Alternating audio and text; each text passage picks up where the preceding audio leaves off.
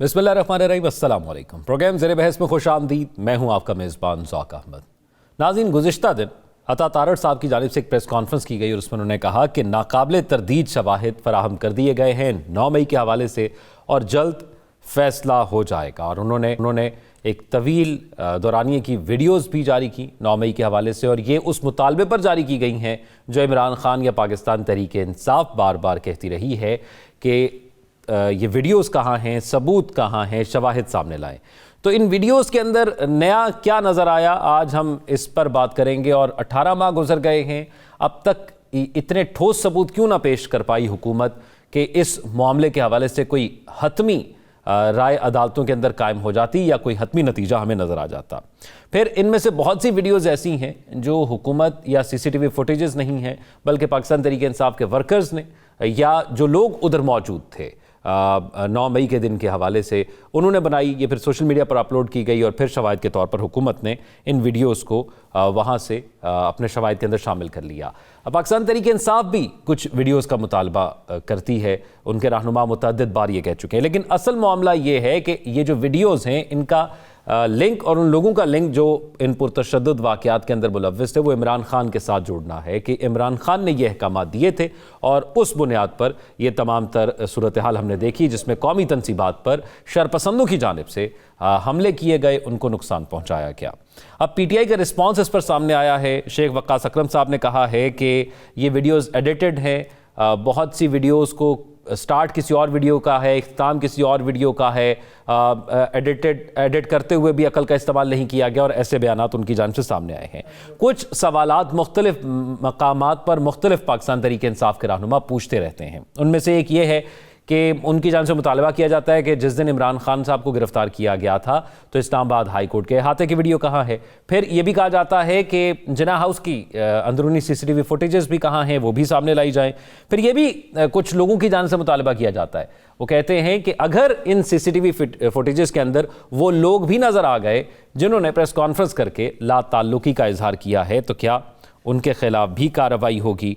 और फिर अता तारड़ साहब ने जो प्रेस कॉन्फ्रेंस की उसमें कहा गया कि बानी PTI बताएं कि क्या यास्मीन राशिद, शहरियार आफरीदी, उस्मान डार, मुराद सईद उनकी जमात के अरकान नहीं हैं।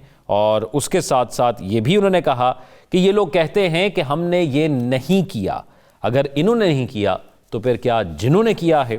फिर एक और अहम मामला था ख़त के हवाले से जो कि बरतानिया में लिखा गया था उनके जो पार्लियामेंट के मेंबर्स हैं उनकी जानिब से। तो बरतानवी वज़ीर ख़ारजा डेविड लीमी ने पाकिस्तान तहरीक इंसाफ के बानी और साबिक़ वज़ीर आज़म इमरान खान से मुतल्लिक़ लिखे गए बरतानवी अरकान असम्बली के ख़त पर रद्द-ए-अमल में कहा है कि पाकिस्तानी हुकाम की जानिब से इमरान खान की फ़ौजी ट्रायल से मुतल्लिक़ कोई इशारे नहीं मिले। तो इस तमाम तर सूरत हाल पर बात करेंगे। हमारे पैनलिस्ट का जो इंट्रोडक्शन देते हैं नजम साकिब साहब, राव खालिद साहब, साकिब बशीर साहब, तीनों सीनियर तज्ज़ियाकार वरसत मौजूद हैं। नजम साकिब साहब, ये अता तारड़ साहब कह रहे हैं कि अगर पाकिस्तान तहरीक इंसाफ वालों ने नहीं किया तो क्या ये जिन्होंने किया है, एक बार फिर से क्यों 9 मई की गूंज हमें दोबारा से सुनाई दे रही है। और हुकूमत की प्रेस कॉन्फ्रेंस एक तवील और उसमें फिर शवाहिद भी एक तवील सतह पर पेश किए गए। ये गूंज आपको बार बार सुनाई देगी, हर दफ़ा सुनाई देगी। जो 9 मई की बात है ना, वो ज़रा थोड़ी सी मुख्तलिफ इसलिए है कि ये वाकई हमला होता है और हमें बड़ी संजीदगी से हमारी फ़ौज बताती है, DG ISPR बताते हैं कि ये आपने किया है और आपने बहुत गलत किया है। अच्छा, अब उसके ऊपर केस बनना, हालात इधर उधर जाने, वो अपनी जगह पे है, वो चल रहा है और उसमें कई किस्म की हिचेज आ रही हैं। फिर मिलिट्री ट्रायल का भी हमने सुना। जो असल बात है ना वो ये है कि अब 9 मई जो है वो इस्टेब्लिशमेंट और PTI के दरमियान एक ऐसी दरार बन गया है, एक ऐसी मुसीबत आ गई है कि उसको पाटना और उसके ऊपर पार जाना कम से कम इस वक्त नजर आ रहा है कि PTI के बस की बात नहीं है। अब ये इस्तारा बन गया है, वो जिस तरह वाटरलू बन गया था नेपोलियन बोनापार्ट के लिए, तो वो तो चलेगा। तो गूंज तो आपको ये बार बार सुनाई देगी।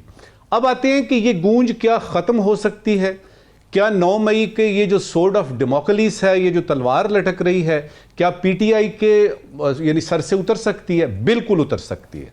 अब आप मुझसे पूछेंगे कैसे, तो मैं आपको हवाला दूंगा DG ISPR की वो 2-3 जो प्रेस कॉन्फ्रेंसेज हैं जिसमें उन्होंने बताया कि अगर पीटीआई और इमरान खान जो हैं वो दिल से माफ़ी मांगते हैं, अनकंडीशनल माफ़ी मांगते हैं और उसके बाद अपने रवैये को और इस इंतशार की सियासत को ख़त्म करने के लिए हमें गारंटी देते हैं, तो माफ़ी मिल सकती है।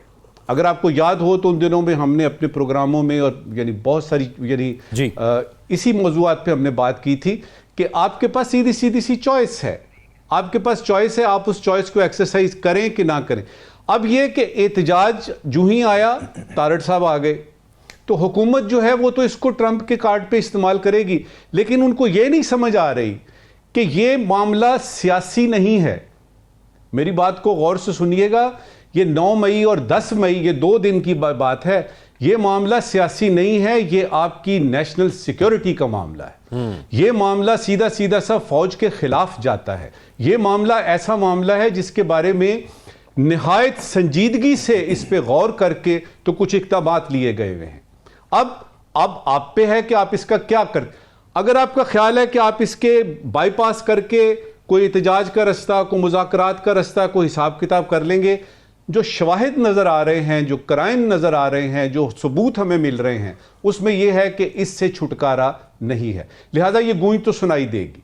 अब यह है कि पीटीआई इस पे अमल करती है कि नहीं, क्या उन्होंने सोच लिया है कि इसको इसी तरह से ये टसल जो है कि हम इसके बगैर भी हमारी जो है ना वो पार्टी जिंदा रहेगी, हमारा एहतजाज होता रहेगा, हम ये करेंगे, जलसे जुलूस करेंगे, वगैरह वगैरह वगैरह। अब ये आपके ऊपर है।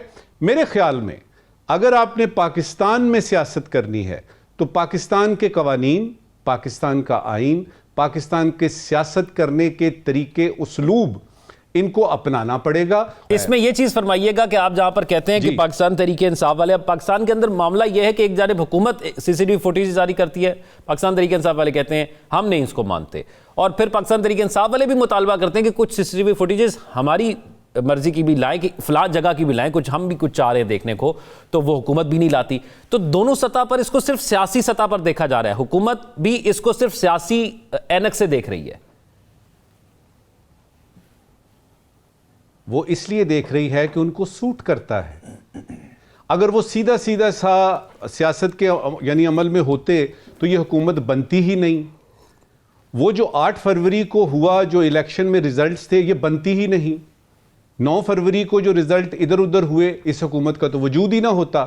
तो जिस हुकूमत का वजूद इस बेसिस पर है कि जिसमें शक व शुबहात हैं, उनसे आप क्या तवक्को कर सकते हैं। लिहाजा मेरे ख्याल में मेरा तज्जिया ये कहता है कि यह हुकूमत इसी तरह चलती रहेगी, 9 मई की गूंज आपको सुनाई देती रहेगी, और जब तक अडियाला से या पार्टी के जो रहनुमा हैं, जो बज़ाहिर नज़र आते हैं रहनुमा हैं, वो संजीदगी से इस मसले पर नहीं देखेंगे कि क्या आपने खान को रिहा कराना है कि नहीं, और उसको रिहा कराने का वाहिद तरीका जो नज़र आ रहा है वो यही है कि जो हालात कह रहे हैं, मसलन 9 मई का कम से कम ये जो सोर्ड ऑफ डेमोक्रेसी है, इसको तो हटाएं अपने सर से। राइट। अगर आप इसको नहीं हटाना चाहते तो इसका मतलब है कि आपने आडा लगाना है।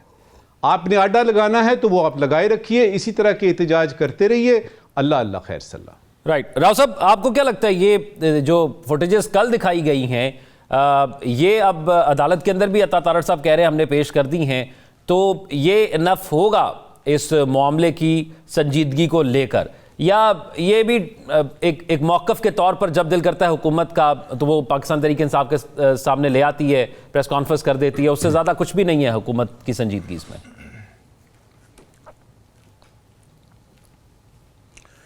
मेरा ख्याल है जो 2 अहम फरीक हैं इसमें, वो तो 9 मई से बहुत आगे निकल गए हैं। ये वाक़या सानह अपनी जगह पे मौजूद है, लेकिन आप देखते हैं कि जो इस्टेब्लिशमेंट है या इमरान खान है, ये जब हुकूमत की तरफ से बयान आता है तो कोई रिएक्ट कर देते हैं पीटीआई वाले, वरना उधर दोनों तरफ से अभी तक कोई ऐसी बात बड़े अरसे से मैं सुन नहीं रहा कि कोई बात की गई हो उधर से और इधर से कोई जवाब दिया गया उसका। तो ये मामला मेरा ख्याल है उससे कोई ये कंटेंशन अब उस तरह से नहीं रही कि शायद कुछ और चीज़ें उसमें आ गई हैं या वो कंटेंशन हो गई है।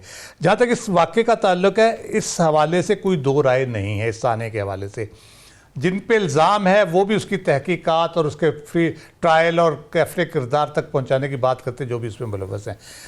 मोडेलिटीज़ कैसे होंगी, उसकी तय कैसे होगा, मुलव्वस कौन है, वो ट्रायल से होगा ऑब्वियसली और सबूतों से होगा। तो अगर 18 माह में कोई ऐसे सबूत पेश नहीं किए जा सके, कल जज साहब का जो फैसला था उसमें देखा, इमरान खान साहब की हद तक, उनको मुलव्वस करने की हद तक उन्होंने बड़ा क्लियरली कहा। उन्होंने कहा जी तो कोई ऐसी चीज़ ही नहीं है इनके पास, जो कुछ मेरे सामने इन्होंने रखा है उसमें तो कोई ऐसी चीज़ नहीं है जिससे ये कहा जाए कि इमरान खान साहब ने करवाया या वो मुलव्वस थे। एलिबाई फिर है जो होती है, वो कहते हैं जी मैं तो कस्टडी में था रेंजर्स की या नैब की जिस वक्त ये सारे इंसिडेंट्स वगैरह हुए हैं, उन्होंने बयानात दिए हैं, उनको आप लिंक कर लें। बात यह कि ज़िम्मेदारों का ऐलान करना और ज़िम्मेदारों का तयन करना दो डिफरेंट चीज़ें हैं। ऐलान हम 1000 बार सुन चुके हैं और वीडियोस का भी सुन चुके हैं, वीडियोस आती भी हैं फिर चली जाती हैं, फिर खामोशी छा जाती है।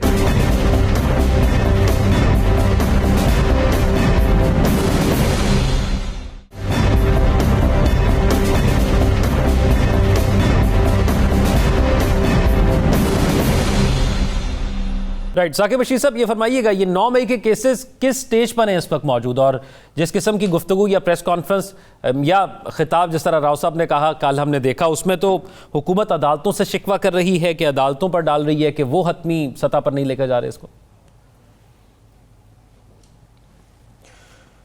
केसेस जो है वो 13 केसेस हैं रावलपिंडी में, और वो GHQ हमला केस भी उसमें शामिल है। ये GHQ जो हमला केस है, एक केस, उसका ट्रायल जो है वो उस पर फ़र्द जुर्म आयद होनी है नेक्स्ट वीक तमाम मुल्ज़मान पर। बाकी 11 या 12 जो केसेस हैं उन पर आगे चलकर ट्रायल जो है वो आगे बढ़ेगा। अभी प्रोसिक्यूशन एक केस को आगे लेकर चलेगी। इन तमाम केसेस में जो इमरान खान साहब हैं और उनकी जो दीगर जो लीडरशिप है वो ज़मानतों पे हैं।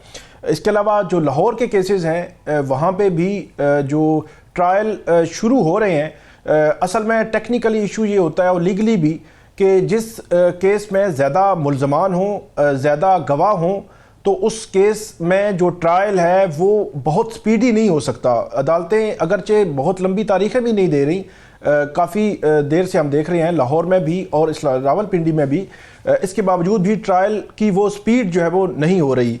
जो बात प्रोसिक्यूशन साइड पे है वो आप उसका अंदाज़ा आप इससे लगा लें कि कल जो फैसला आया है लाहौर की इंसदाद दहशतगर्दी अदालत का, मेरा ख्याल है वो मिसाल के ज़रिए जो है वो समझाना आम जो पब्लिक है, देखने वाले हैं, वो ज़रूरी है कि उस केस में जो पुलिस एहलकार हैं वो उसमें उन्होंने ये गवाही दी। एक जो उनका बयान है कि 9 मई से पहले एक साजिश जो है वो बनाई जा रही थी और उस साजिश के वो गवाह हैं। तो 9 मई के बाद उन्होंने 11 मई जब FIR हुई तब नहीं बताया, उसके कुछ अरसे बाद जो है वो ये बयान दिया कि ये साजिश है, और कुछ अरसा गुजर गया, मतलब जून 2023 या जुलाई 2023 आ गया, तो जब बता दिया गया प्रोसिक्यूशन को कि इमरान खान या बाकी लीडरशिप इसमें मुलविस है, तो उसके बाद 1 साल तक उनकी गिरफ्तारी नहीं डाली गई। तो ये जो डिले होता है, डिले फैक्टर हमेशा आपकी नेक नीति या बदनीति को साबित करता है। तो प्रोसिक्यूशन को, पुलिस को, हुकूमत को, सरकार को चाहिए कि जो केसेस बनाए हैं, ये जो केसेस बने हैं, हम जो वीडियोस देख रहे हैं, पहले भी हमने देखी, कोई इसमें शक नहीं है कि जो इंस्टॉलेशंस थी उन पर इस तरह का अटैक्स नहीं होने चाहिए थे, और जो लोग मुलविस हैं उनको सजा मिलनी चाहिए, इसमें कोई दो राय नहीं है किसी की भी। लेकिन मसला यह है कि हुकूमत के वजीर जब आके टीवी पे ये बात करते हैं, वीडियोस दिखाते हैं, तो उनको ये चाहिए कि अदालतों के सामने ये आपने साबित करना था। तो मैं ये बात कर रहा हूं, ये ATC का 4 केसेस हैं, उसमें एक जज का फैसला है, और ये इन पे बड़े सवालिया निशान उठा रहा है कि एक बंदे कोई साजिश का एक बयान आ गया, बेशक उसमें डिले था जुलाई 2023 में, तो आपने जुलाई 2024 में क्यों गिरफ्तार किया? 1 साल वो बिहाइंड द बार भी थे। तो ये जो डिले फैक्टर होता है, ये प्रोसिक्यूशन के लिए जब वो उसमें जो ट्रायल होता है या केस होता है उसका कमजोर करता है। इसी बुनियाद पर अदालत ने लिखा कि प्रोसिक्यूशन को और पुलिस के सीरियस उस पर सवाल उठते हैं कि आपने ये क्या केस बनाया है। अब जो 3-4 फैक्टर्स हैं, पहला फैक्टर तो ये है इस केस में, 9 मई के केसेस में, कि मुल्ज़मान को सजा तो होनी है। जो प्रेस कॉन्फ्रेंसेस वाला सिलसिला है था, वो उन लोगों को इन केसेस से निकाल दिया गया। ये मैं आज आपको बता रहा हूं, ये इंसदाद दहशतगर्दी अदालतों में या हाई कोर्ट्स में जब केसेस जाएंगे तो ये चीज़ें केसेस को कमज़ोर करती हैं। जहां पे 100 मुलजिम हों, एक्चुअली जो वीडियो में नज़र आ रहे हैं, उसको अगर आप 200 कर देंगे तो वो 100 की हद तक भी केस जो है वो कमज़ोर हो जाता है। और उसको फिर साबित करना, एक एक बंदे को आपने साबित करना है कि इसकी क्या कौन सी इन्वॉल्वमेंट थी। अगर वीडियोस में जो नज़र आ रहे हैं उनकी हद तक तो कोई जो है वो इशू मौजूद नहीं है। फिर जो साजिश वाला फैक्टर है, मेरा ख्याल है सबसे बड़ा और अहम, हुकूमत को इस पर काम करना चाहिए था पहले भी, अभी भी करना चाहिए प्रोसिक्यूशन को, कि आपने रावलपिंडी और लाहौर, फैसलाबाद, गुजरांवाला जहां जहां केसेस बनाए हैं, उस साजिश को आप अगर साबित नहीं करेंगे तो पीटीआई की टॉप की सारी लीडरशिप जो स्पॉट पे नहीं थी, कोई कराची था, कोई लाहौर था, कोई इस्लामाबाद था, उस स्पॉट पे नहीं था, तो फिर उनको जो फायदा हो जाएगा अगर आप केस ठीक नहीं बनाएंगे। वीडियोस आप जारी करना, इसका पर्पस मुझे समझ नहीं आया कि बजाय इसके कि आप अदालतों के सामने जाएं। High court, Lahore high court इससे कबल एक फैसला उसने दिया था जब रिमांड दिया गया था इमरान खान साहब का, तो उस पर भी उन्होंने, जो प्रोसिक्यूटर जनरल पंजाब थे, जो प्रोसिक्यूशन के हेड है पंजाब के, वो पेश हुए थे, उन्होंने जो एविडेंस दिए थे, फॉर एग्जांपल उन्होंने ये कहा था कि ये फलां ट्वीट इन्होंने किया, तो अदालत ने कहा ये ट्वीट पढ़े, तो ट्वीट पढ़ा गया, उन्होंने कहा कहां पे लिखा हुआ है कि ये आपने अटैक्स करने हैं। फिर उन्होंने कहा कि उन्होंने एक वीडियो बयान जारी किया, उन्होंने कहा लगाएं जी वीडियो बयान, उसकी वीडियो बयान लगाया गया, तो उन्होंने कहा कि कहां उन्होंने कहा है कि ये करें।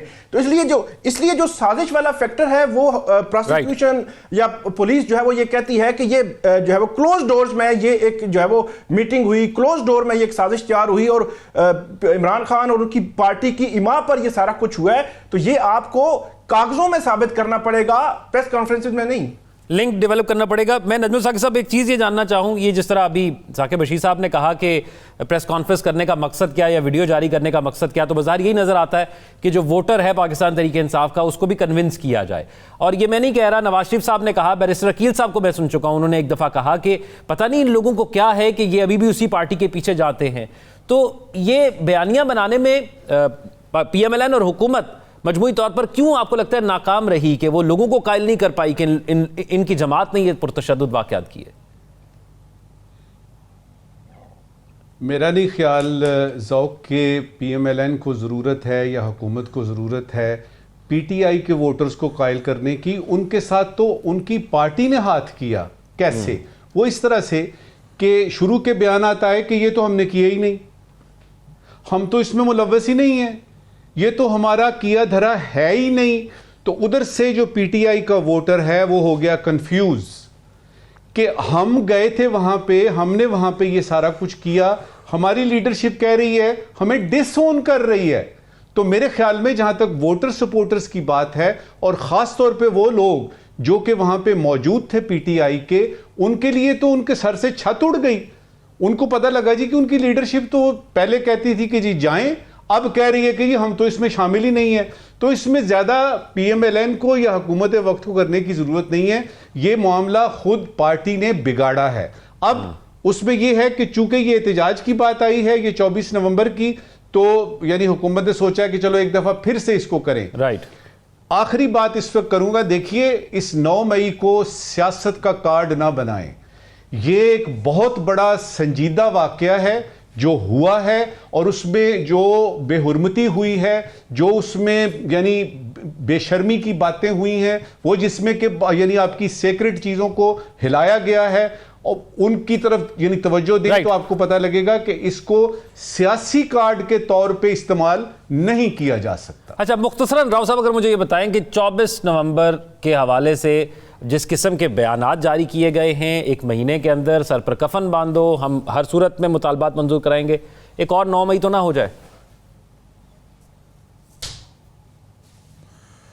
मेरा नहीं ख्याल, क्योंकि PTI तो अभी भी यानी जो जैसे नजमुल साकिब साहब ने कहा, वो तो कहते हैं कि ये हमारे खिलाफ साजिश थी, ये जो कुछ भी हुआ है, गए तो ये थे, अब हमला करने गए थे, एहतजाज करने गए थे, ये वो बहाना कोई भी बना सकते हैं उसमें, लेकिन गए तो थे एक। और आपको मॉब साइकोलॉजी का पता होना चाहिए, जब आप मॉब के साथ जाते हैं तो कुछ भी हो सकता है, फिर आप कंट्रोल नहीं कर सकते चीज़ों को।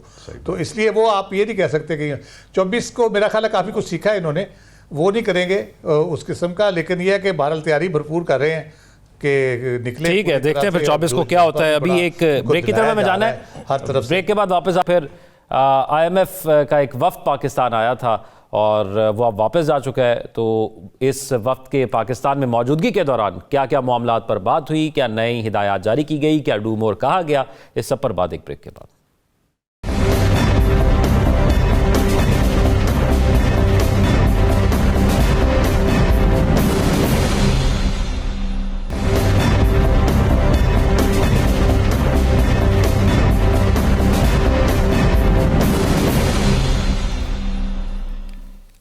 ब्रेक के बाद खुशामदीद नाज़रीन। IMF का वक्त पाकिस्तान आया और मैं माज़रत के साथ कहूँगा एक फीलिंग आई है, वो है कॉलोनियलिज़म की, कि उन्होंने पैसे दिए थे और कबल अज़ वक्त उनका वक्त पाकिस्तान आया और उन्होंने फिर जो पैसे हमें दिए पहली किसकी सूरत में, उन्होंने आके फिर वो पूछा कि आप क्या कर रहे हैं और फिर जो वादे आप हमसे करके आए हैं क्या आप उसका अमल दरामद भी कहीं कर रहे हैं। और फिर उसके हवाले से बहुत सी रिपोर्ट्स उनको पेश की गई, कायल करने की कोशिश की गई।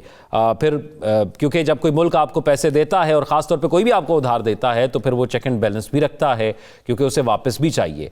हाँ, अगर तो वापसी का सिलसिला बड़ा स्मूथ चल रहा हो तो फिर शायद वो उतना चेक एंड बैलेंस ना रखे, लेकिन अगर एक मामला इस तरह चल रहा हो कि हर बार हमें मज़ीद सख्त प्रोग्राम के अंदर जाना पड़े, तो ये जो है उस सूरत में IMF भी अब अपनी संजीदगी दिखा रहा है, कुछ ज़्यादा दिखा रहा है। और वो पाकिस्तान आए, उन्होंने आके तमाम ब्रीफिंग्स ली, वो सरकारी लोगों से भी मिले और गैर सरकारी लोगों से भी मिले यहाँ पर आकर। और फिर मुझे ऐसा लगता है कि जो ये हमने ख़बरें सुनी जो सामने आई कि उनके सामने क्या क्या फैक्ट्स पेश किए गए, हमने एक बार फिर रियलिस्टिक अप्रोच को दूर कर दिया है और फिर एक आइडियल सी अप्रोच उनके सामने रख दी है। अब क्या हुआ इस अचानक और शेड्यूल दौरे के अंदर, ये तो हम बात करेंगे अपने पैनलिस्ट से, लेकिन IMF ने पाकिस्तान से वापसी पर वजारत ख़जाना को ये याद दहानी कराई है कि कर्ज प्रोग्राम की शराइत पर सख्ती से अमल दरामद किया जाए, जो लोग टैक्स अदा नहीं कर रहे उनसे टैक्स लिया जाए, हुकूमत सरकारी कारोबार से बाहर निकल आए। ये प्राइवेटाइजेशन का मामला एक अहम मामला था और हमने देखा कि PI के साथ हुकूमत ने क्या किया। प्राइवेटाइजेशन का मामला उसके अंदर वो तवील हो गया, फिर वो ख़त्म हो गया, अब दोबारा से उसका प्रोसेस किया जाएगा, दोबारा से समरीज़ होंगी, फिर ग़ज़ाई अजनास की कीमतों का तयन हुकूमत ना करे। हुकूमत को कहा गया कि आप इन मामलों से दूर रहें, बिजली और गैस की कीमतों पर गैर ज़रूरी सब्सिडी ख़त्म की जाए। लेकिन रिपोर्ट्स के अंदर ये ज़रूर बताया गया कि पंजाब में मरियम नवाज़ बहुत अच्छा काम कर रही हैं। फिर कुछ बयानात हमारे वज़ीर ख़जाना साहब के थे, आज भी उन्होंने एक प्रेस कॉन्फ्रेंस की, उन्होंने कहा मैं गाहे बगाहे आप लोगों के सामने आता रहूँगा, आपसे खिताब करता रहूँगा। लेकिन कुछ ज़्यादा तवील उन्होंने गुफ्तगू आज की जो उनका कौन से खिताब था, वो प्रेस कॉन्फ्रेंस तो नहीं थी, वो भी एक वीडियो मैसेज था जो दिखाया गया, उसके अंदर उन्होंने बात नहीं की, कुछ और बातों का कहा कि हमें उन पर भी अमल करना होगा, ये सब कुछ था। लेकिन खुशखबरी ये है कि मिनी बजट नहीं आएगा, पेट्रोलियम मसनूआत पर GST भी नहीं लगेगा, लेकिन IMF ने अखराजात कम करने के लिए 189 अरब के मजीद टैक्स लगाने का मुतालबा कर दिया है। राव साहब, एक स्टेटमेंट वजीर ख़जाना की मैं आपके सामने रखता हूं, उन्होंने कहा कि IMF हैरान है कि 14 माह में मईशत कैसे संभल गई है। आप भी हैरान हैं और अवाम भी इस पे हैरान हो, या थोड़ा बहुत आप परेशान ज़्यादा हो ले?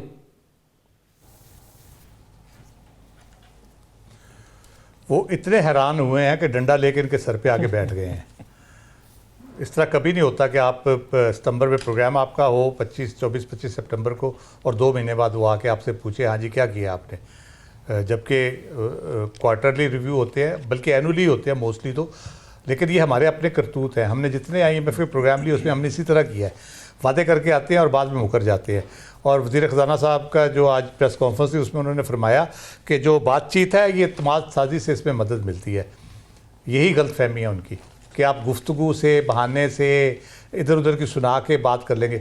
आप जब अमली इक़दामात करेंगे उससे इत्मीनान साजी होगी। IMF को बताएंगे ये हमने ये ठीक किया है, ये किया है, ये किया है, वो कहेंगे गुड, वी आर सेटिस्फाइड, हम बिल्कुल इस पर मुतमईन हैं। लेकिन वो बिल्कुल भी मुतमईन नहीं है। जिस प्रेस रिलीज़ पे रात अली परवेज़ मलिक साहब को भी मैं सुन रहा था और वो भी बड़े बुलंद बांग दावे कर रहे, देखें जी IMF की प्रेस रिलीज़ खुद बता रही है कि हमने कितना अच्छा काम किया है। मैंने वो प्रेस रिलीज़ को 10 दफ़ा पढ़ी, मैंने देखा कि इसमें कहीं उन्होंने अप्रिशिएट किया हो, कहीं सेटिस्फेक्शन का इजहार किया हो, इत्मीनान का लफ्ज़ यूज़ हुआ हो, कोई और इस किस्म की बात जहाँ क्रेडिट दिया हो किसी चीज़ का। Not a single word about government performance. उसमें जो 2 कह ले के खूबसूरत बातें जो गवर्नमेंट जिसको अपने तरफ हक में कह सकती है, वो है एक उन्होंने कहा जी तामीरी गुफ्तगू हुई, दूसरा हुआ कि हुकूमत की यकीन दहानी से हमारी हौसला अफजाई हुई।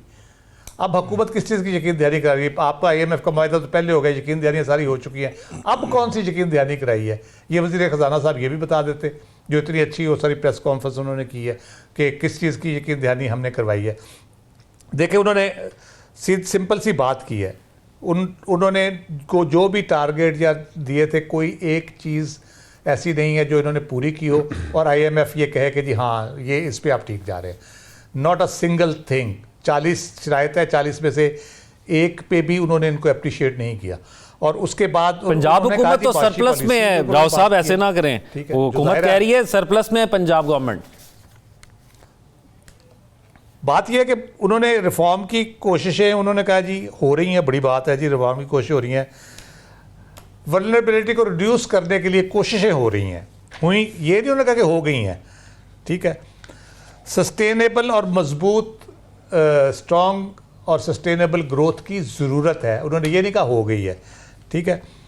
उन्होंने जो एग्री किया उन्होंने आपस में कि जी क्या क्या करना है, अब नया एजेंडा जो है, सूबों को ज़्यादा जिम्मेदारी दी जाए, टैक्स नेट जो है वो पोटेंशियल उसका वो बढ़ाया जाए और उसको अंदर लाया जाए, माकूल फिजिकल एंड मॉनिटरी पॉलिसी चाहिए। इसका मतलब है अभी तक माकूल नहीं है, इसलिए तो डिमांड आ रही है कि ये गवर्नमेंट ने कहा जी हाँ माकूल करेंगे, तो इसका मतलब है अभी तक नहीं की। तो आपने किया क्या है? बात यह कि एनर्जी सेक्टर उसी तरह से मौजूद है, उसमें कुछ नहीं आपने किया। निजकारी पे आपका मजाक उड़ रहा है PIA के, उसके बाद आपने क्या किया आप देख लें, ठीक है। टैक्स नेट बढ़ाने के लिए आपने कुछ नहीं किया। ज़रूरी टैक्स के ऊपर पंजाब ने थोड़ा सा वो किया है, लॉ शा बनाया, उसके ऊपर भी वो उस तरह से जो मुतमिन नहीं है। स्टेट इंटरवेंशन वो कहते हैं कम से कम करें, प्राइवेट सेक्टर को प्रमोट करें।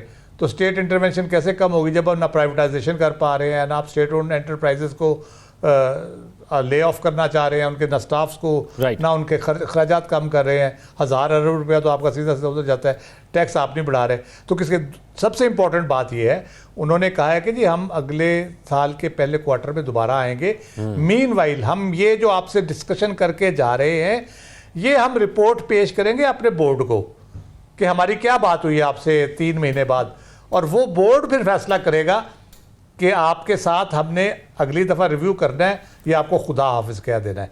तो ये अब बड़ी सीरियस चीज़ है। मेरा ख्याल है कि कोई बहुत अच्छी मीटिंग्स ये नहीं रही और इसके लिए हमें मज़ीद मुश्किलात के लिए तैयार रहना चाहिए। मिनी बजट आ जाना है, ये उसको मानेंगे नहीं लेकिन देंगे बजट, मनी बजट। राइट। नजम साकिब साहब, ये टैगलाइन हमारी चल रही है IMF का कंबल, और जुबान ज़द आम है ये कंबल वाला किस्सा कि वो शख्स जो ये कंबल का किस्सा जिससे मंसूब है कि वो कहता है मैं तो कंबल को छोड़ना चाहता हूँ, कंबल मुझे नहीं छोड़ रहा। तो हम वाकई IMF को छोड़ना चाहते हैं? क्या हमारी कोई संजीदा अप्रोच है या सिर्फ बयानबाजी तक है कि हम जिस तरह की राव साहब ने बातें की कि ये तो फिर सब कुछ आवाम की आंखों में धूल झोंकने के मुतरादिफ है जिस किस्म की प्रेस कॉन्फ्रेंसेस की जाती हैं? देखिए, वज़ीर आज़म ने फरमाया एक नहीं कई मरतबा कि ये जो इस दफ़ा का है ना, ये 7 बिलियन वाला ये डॉलर का पैकेज जो है, ये IMF के साथ आखिरी प्रोग्राम होगा। हम इस प्रोग्राम में 2-3 दफ़ा ये कह चुके हैं कि इस स्टेटमेंट का मतलब क्या है।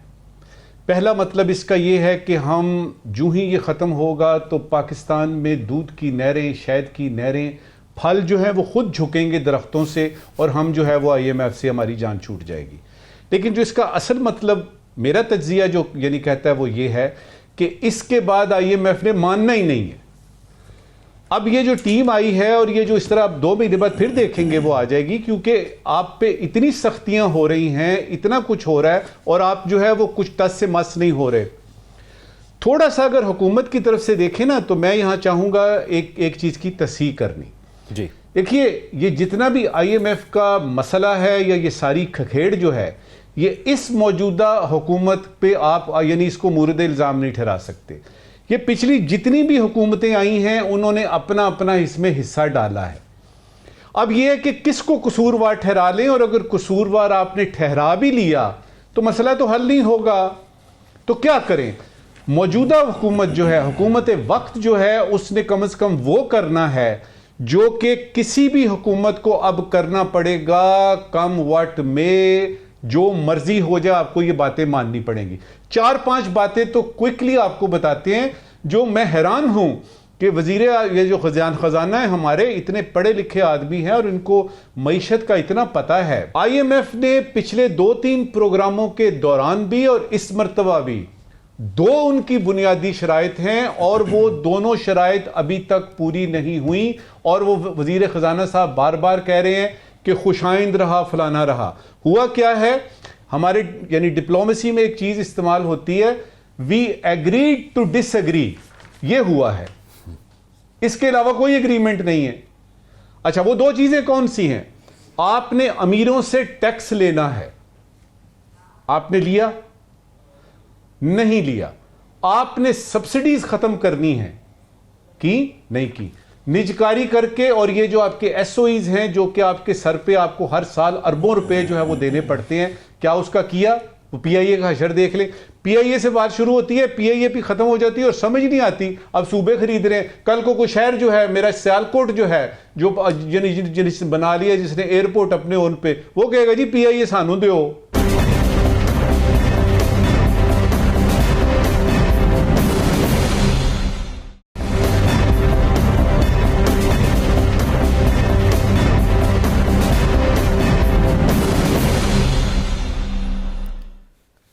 ब्रेक के बाद खुशामदीद नाज़रीन। स्मोक का ख़तरा अपनी जगह बरकरार है, लेकिन गुज़िश्ता दिनों फॉग बहुत ज़्यादा थी और उसमें बहुत ज़्यादा नमी थी, उसकी वजह से स्मोक जो है वो काफ़ी हद तक ज़मीन पर बैठ गई है। और आज 2 हफ्तों बाद हमने लाहौर में देखा कि हमें सूरज देखने को मिला और मौसम भी बेहतर था, विजिबिलिटी भी बेहतर थी, सांस लेने में भी आसानी थी। तो ये एक खुशखबरी थी कि मौसम के हवाले से कुछ बेहतरी हुई है। लेकिन अगर दोबारा बारिश ना हुई तो फिर स्मॉग ज़्यादा हो सकती है। अब COP29 कॉन्फ्रेंस हुई है समिट के अंदर, इसमें स्मॉग और मौसमियाती तब्दीलियों के हवाले से जो ख़तरात है उस पर बात की गई है। वज़ीर आज़म साहब ने भी उसमें, पाकिस्तान के वज़ीर आज़म शहबाज शरीफ साहब ने कहा है कि 27 और 28 के किए गए वादे पूरे नहीं किए गए और उस तरह इक़दाम नहीं किए गए जिस तरह के होने चाहिए थे। नजमुल साकिब साहब, एक तो ये बताइएगा, ये जो COP29 था, इसका कोई असर भी होता है जब वहाँ पर जाकर गुफ्तगू की जाती है, और क्या हमने हासिल वसूल किया वहाँ पर जाकर जो है वज़ीर आज़म साहब की स्पीच से, या आने वाले दिनों में क्या हासिल वसूल हो सकता है? COP29 पे तो मैं बात करता हूँ, ये जो आपने खुशखबरी सुनाई है, आप चूँकि लाहौर में हैं तो लाहौर में थोड़ा सा मौसम ठीक हुआ है और आपने उसको खुशखबरी बना दिया है। मेरे मुल्तान में 2 दोस्त हैं, उनसे पूछें इस वक्त क्या सूरत हाल है। रावलपिंडी में तो हम खुद मौजूद हैं। इस तरह ना करें, इस तरह की जो है ना सिलेक्टिव किस्म की खुशखबरियाँ ना हमें दें। और मुझे ये भी बताइएगा कि इसमें हुकूमत ने क्या किया है, ये तो मौसम ने किया है। तो मौसम पे ही अब रह गई हैं बातें, मौसम ठीक होगा तो स्मॉग चली जाएगी, नहीं होगा तो अल्लाह अल्लाह खैर सल्लाह। मौसम की बुनियाद पर हुकूमत आती है जी, वो तो आती है, लेकिन सिर्फ आप लाहौर तक तो ना महदूद करें इसको। ठीक है, में और भी शहर हैं बहुत सारे, राइट, तो उसमें अभी तक सूरत हाल तो आपकी खुशखबरी मान ली, लेकिन ये सिर्फ लाहौर की हद तक है और वो भी 1-2 दिन के लिए। अच्छा, अब ये कि 10 साल का पंजाब की हुकूमत ने एक प्लान बना लिया है स्मॉग का, यानी अब ये है कि अब आप उनसे 2034 में पूछेंगे। और ये जो बीच में आ गई है, ये जो ट्रेनें रुक गई हैं, ये जो परवाज़ों में ताख़ीर हो रही है, ये जो लोगों के सांस उखड़ रहे हैं, ये जो 3 से 7 साल तक की जिंदगियां कम हो गई हैं, इसका क्या है? अब ये कि 2034 तक की बात पहुंच गई है, तो मुझे लग रहा है कि हुकूमत जो है ना वो पंजाब की, उनकी ख्वाहिशात होंगी, लेकिन प्रैक्टिकल लेवल पे कुछ नहीं हो रहा। बयानबाजियां हो रही हैं, किताबों पे किताबें आ रही हैं, मुजल्लों पे मुजल्ले आ रहे हैं और आइडियाज़ पे आइडियाज़ आ रहे हैं।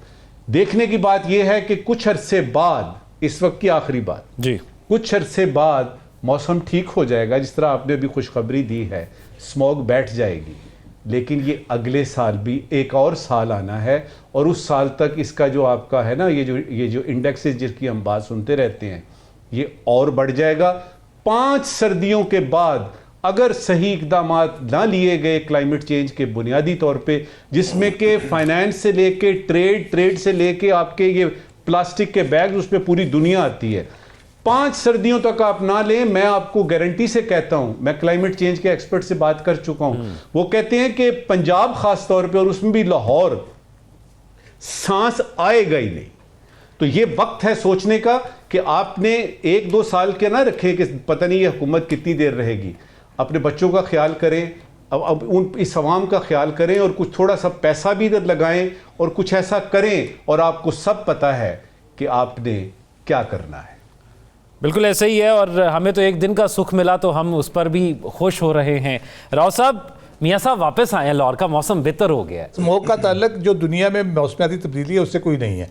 ये हमारा अपना किया धरा सारा अपने करतूत है, अपनी चीज़ें जो हम ठीक नहीं कर पा रहे। उसमें सबसे मेजर कंट्रीब्यूशन जो है वो आपका फ्यूल का है।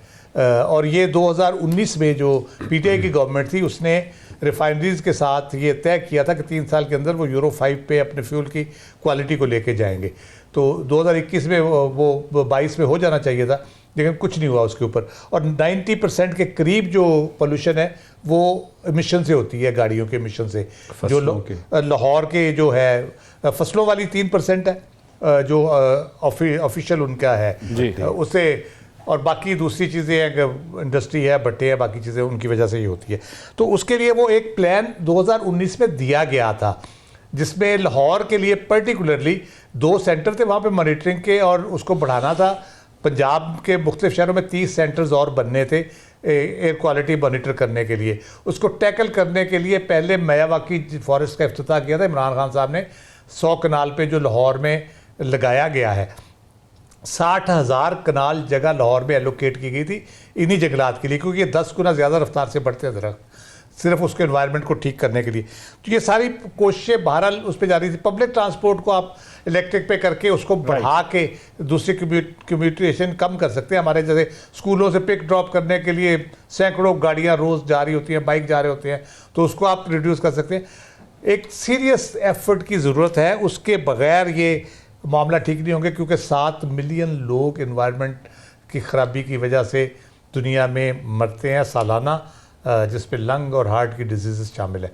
तो इसके लिए बहुत सीरियस सोचने इसके लिए यकीनी तौर पर राव साहब बड़ी संजीदगी, अगर काबिल अमल है तो उसको कर दें, काबिल अमल और कर भी दें। और फिर ये हम देख रहे हैं कि हर साल जो है ये बढ़ता जा रहा है, कम नहीं हो रहा। तो हमें ये ख़तरा अब से महसूस करते हैं कि अगले साल ये मज़ीद ख़तरनाक हो जाएगा और फिर उससे अगले साल मज़ीद जाएगा, क्योंकि इक़दाम जैसे आप दोनों ने कहा कि कोई हो नहीं रहे।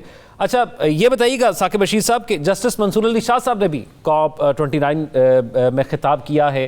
किन अहम अमूर के हवाले से उन्होंने खिताब किया, और क्या जो है इस हवाले से अदालतों में हो सकता है या वहाँ पर किया जा सकता है अदालती मामलात के हवाले से, तो उसके हवाले से क्या कहा गया? जी, जब ये पाकिस्तान का वफद जा रहा था तो उसमें भी जो वजारत माहौलियाती तब्दीली है उनकी जानिब से बताया गया था कि कुछ जजेस भी हमारे साथ होंगे। तो सुप्रीम कोर्ट के जो 2 जज, जो जस्टिस आयशा मलिक और जस्टिस मंसूर अली शाह, वो जो है वो COP29 में मौजूद थे और वहाँ पे जस्टिस मंसूर अली शाह ने खिताब भी किया। इस हवाले से कुछ जजमेंट्स भी वो दे चुके हैं लाहौर हाई कोर्ट में भी और सुप्रीम कोर्ट में भी। जो केसेस हैं ख़ास तौर पर उन के हवाले से वो जो माहौलियाती तब्दीली के उन पर उनकी जजमेंट्स मौजूद हैं, और मुख्तलिफ जो कॉन्फ्रेंसेस हैं वो उसमें भी जाते रहते हैं। इसमें इन्होंने एक बड़ी इंपॉर्टेंट बात की। इन्होंने कहा कि जो माहौलियाती साइंस है वो हमारी अदालतें उस हवाले से मुकम्मल तौर पर नाबल्द हैं, और मुस्तकबिल में कानून साजी माहौलियाती साइंस पर होगी कि इस वक्त को जो माहौलियाती तब्दीली के हवाले से जो चैलेंजेस का सामना है, उस हवाले से जो टेक्निकलिटीज़ हैं उसके हवाले से हमारे जजेस या अदालतें उनको इतना जो है वो इल्म नहीं है, क्योंकि ये एक इस दौर का इशू है। तो इस हवाले से इस पर काबू पाने के लिए हमें कुछ इक़दामात भी करने पड़ेंगे। फिर उन्होंने फ़ंड्स के हवाले से भी बात की, और ये भी बात की कि जो माहौलियाती तब्दीली के हवाले से जो फ़ंड्स आ रहे हैं यहाँ पर भी उन के जो शफाफियत जो है वो उस पर खर्च करने के दौरान जो है वो शफाफियत पर अदालतों को, पाकिस्तानी अदालतों को यहाँ पर जो है वो नज़र जो है वो रखनी चाहिए। ये मुख्तलिफ उन्होंने एस्पेक्ट्स जो है वो इसमें बताए हैं वहाँ पे अपने खिताब के दौरान। लेकिन एक चीज़ मैं कहूँगा कि जो स्मोक का जो मामला है, आज तो चले वहाँ पे बेहतर मौसम है। 2 दिन पहले मैं भी लाहौर में था, तो वहाँ से आते हुए रात को पूरे पंजाब में तकरीबन बड़ी अजीब व गरीब सूरत हाल थी। मेरा ख्याल है बड़ी खौफनाक सूरत हाल है कि अगर इस पर काबू पाने के हवाले से कोई मरबूत किस्म की पॉलिसी ना बनाई गई तो फिर आइंदा आने वाले दिनों में मेरे ख्याल में इससे भी बड़े चैलेंजेस का सामना हमें हो सकता है। आप ये खतरनाक सूरत हाल की बात करते हैं, हमें ज़्यादा खतरा इस बात का है कि संजीदगी भी नहीं है हुकूमत की उस तरह। ये हमारे लिए ज़्यादा खतरनाक बात है। नजम साकिब साहब, आज के सवाल। शुक्रिया ज़ौक। एक ज़रूरी सवाल है और एक गैर ज़रूरी सवाल है। पहले ज़रूरी सवाल, ऑनरेबल वज़ीर ख़जाना ने फरमाया है कि टैक्सों की तादाद बढ़ाने की बजाय टैक्स नेट में इजाफा किया जाए। ये करना चाहिए, वो करना चाहिए, अरसा हो गया सुनते हुए। ज़रूरी सवाल ये है कि आपको अगर पता है कि टैक्स नेट में इजाफा करना चाहिए तो ये कर क्यों नहीं लेते, देर किस चीज़ की है?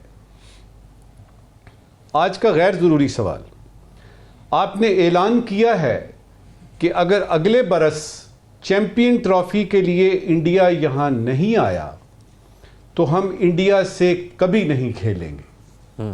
गैर ज़रूरी सवाल ये है कि ये जो बयान आपने दिया है ये सियासी है कि इंतज़ामी है?